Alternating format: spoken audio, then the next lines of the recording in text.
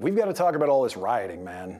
Because there's been so much illegal activity in the name of the First Amendment over the last 60 years that at this point, I'm fairly certain most Americans don't actually know what's First Amendment protected activities and what's not.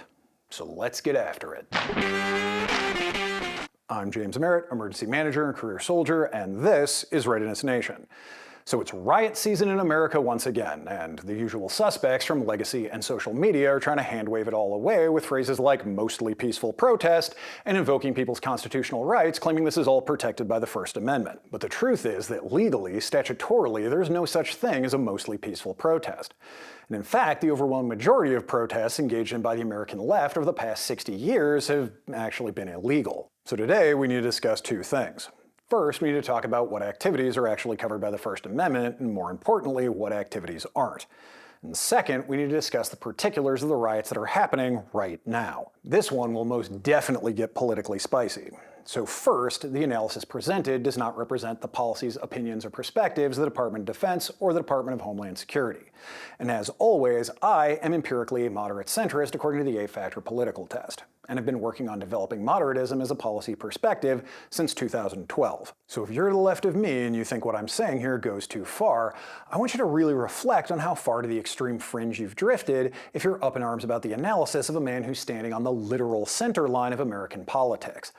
And understand, that's precisely why the Democrat Party finds itself in political exile right now. But getting to the point, it's important that we start with the legal definition of what a riot is, so that everyone is clear on where the legal line is. 18 U.S. Code 2102 defines a riot as 1. An act or acts of violence by one or more persons, part of an assemblage of 3 or more persons, which act or acts shall constitute a clear and present danger of, or shall result in, damage or injury to the property of any other person, or to the person of any other individual. Or 2. A threat or threats of the commission of an act or acts of violence by one or more persons, part of an assemblage of 3 or more persons, having individually or collectively the ability of immediate execution of such threat or threats, or the performance of the threatened act or acts of violence would constitute a clear and present danger of, or would result in, damage or injury to the property of any other person, or to the person of any other individual. So there you have it. A single act of violence in a gathering becomes a riot. A single threat of violence that the crowd could actually engage in, and the gathering becomes a riot. So by legal definition, there is no such thing as a mostly peaceful protest. It's either perfectly peaceful in both word and deed, or it's a riot. And if you came to peacefully protest and it turns into a riot, you're either immediately moving to leave the area, or you're a rioter, and you're subject to prosecution as such.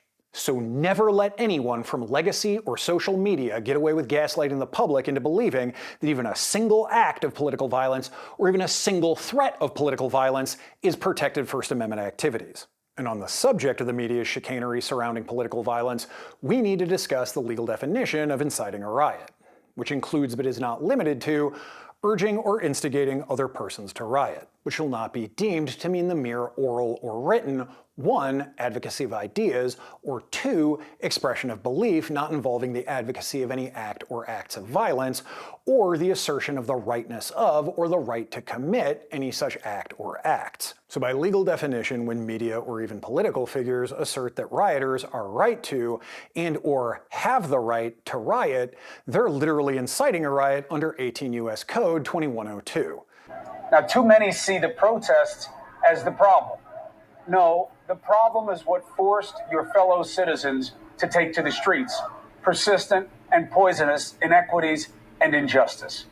And please, show me where it says that protests are supposed to be polite and peaceful. So write your congressperson and tweet at the Attorney General that they need to start investigating and prosecuting these people accordingly. So taking it down a notch to things that are less than rioting but are still unlawful assemblies, there's a whole host of nonviolent activities that have become common and normalized parts of protesting that are actually illegal. So disturbingly enough, the ACLU has rewritten its website on protest rights under the First Amendment in a way that to a great degree obscures the limitations of these rights.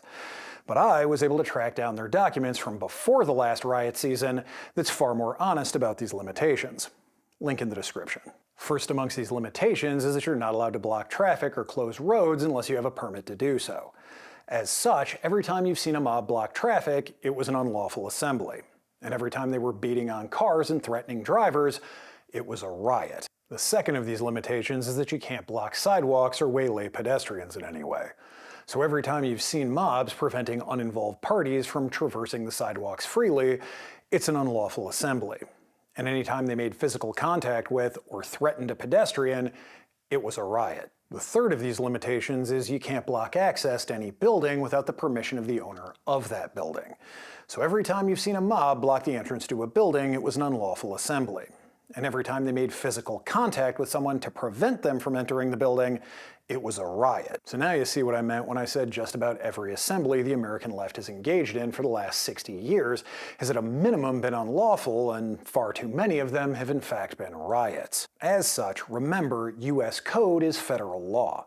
So if the states are refusing to do their job to uphold and maintain rule of law, it's well past time the DOJ steps in and brings federal rioting charges against anyone apprehended at any of these events. Now, before we get into this next section, I should preface it by saying that I have no problem with legal immigration. I've served with several immigrants in the US Army, to include one young man who gained his citizenship through military service while under my command. My experience with immigrants that serve in our military is that they're hardworking and patriotic. So I would eagerly trade every white Marxist in this country for a black or brown immigrant who's a true patriot. I genuinely don't care what color your skin is.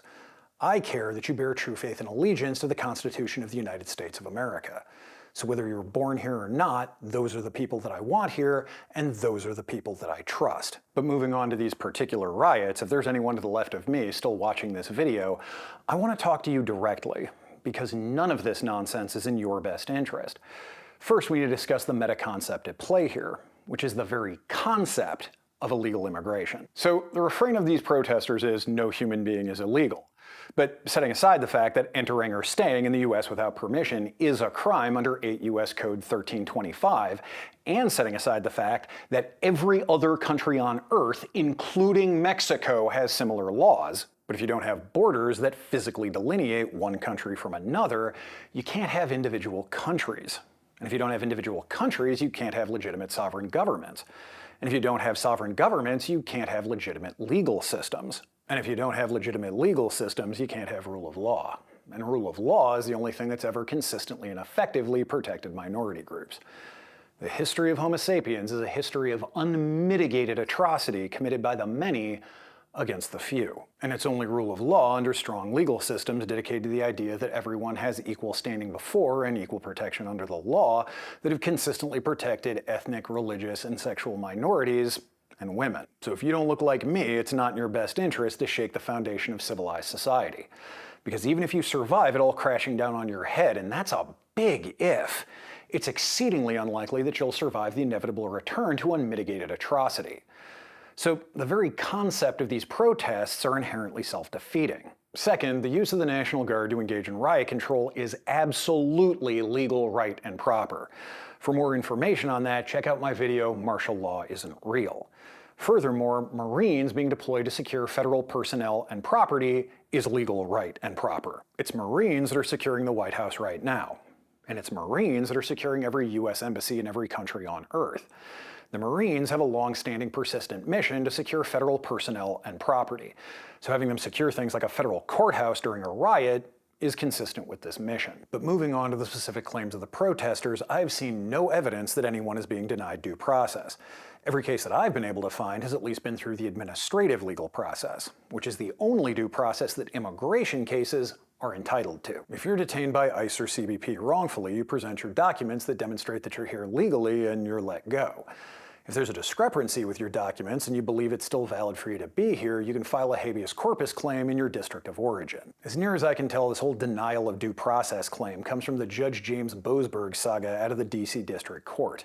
Now, this guy's been in the news a lot in the past few months, but the origin seems to be that a group of deportees out of Texas, represented by the ACLU, were trying to establish a class action lawsuit that would halt all deportations nationwide. The ACLU lawyers venue shopped for a judge far more sympathetic than they would find in Texas, and brought their motion in the DC District Court. This motion was brought before Judge Boasberg, who issued an order to block the deportations. When his various orders were appealed to the Supreme Court, their decision found that first, the judiciary has no right to seize control of the president's authority to conduct foreign policy. Second, the correct remedy for wrongful deportation is a habeas claim, not a class action. And third, habeas claims must be brought in their district of origin. And as such, Judge Boasberg didn't even have the jurisdiction to hear the case in the first place. So no one was being denied due process. A DC district judge was just coloring way outside the lines and got a sound spanking from the Supreme Court for it. The other high-profile deportation case was that of Kilmar Abrego Garcia, which is an absolute rat's nest of nonsense that without question highlights the need for comprehensive immigration reform.